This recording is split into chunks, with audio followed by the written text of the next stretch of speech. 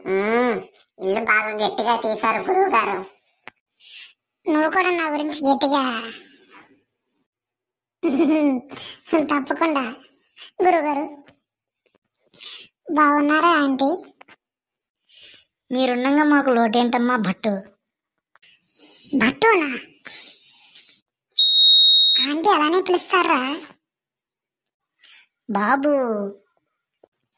మా కజిన్, నా శిష్యుడు కూడాను. నమస్కారం. రండి బాబు, కూర్చోండి. ఎండను బడి వచ్చినట్టున్నారు, ఫ్రిడ్జ్ వాటర్ తీసుకొస్తాను.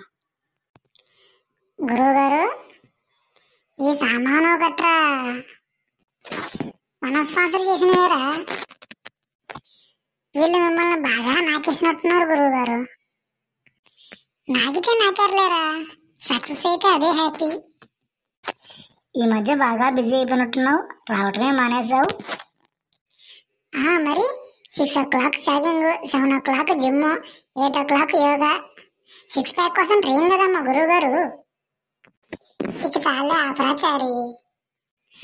ఊరుకోండి గురువు గారు, ఇప్పటి వరకు మీరు బ్యాచులర్ గా ఉన్నారంటే నాకే నమ్మబుద్ధి కావడం లేదు.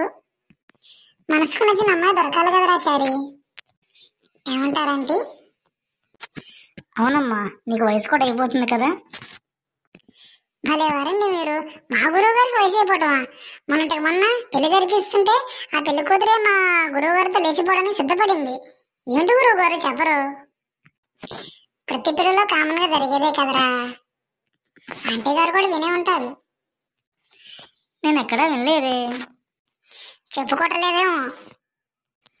ఇంక లాక్కండి తెగొద్ది. నాకు అది అనిపించిందిరా చారి. ఆంటీ, చందు ఎక్కడా? ఇప్పుడే తులసి పూజ చేసి మడివిప్పడానికి వెళ్ళింది.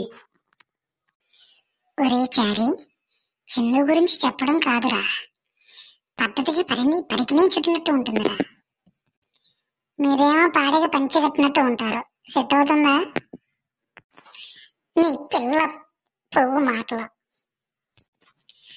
వచ్చినట్టుంది చూడండి. అబ్బా, ప్రతిసారి దీనేంటి ఏమిట్రా? ఆంటీ, చందు వస్తుంది.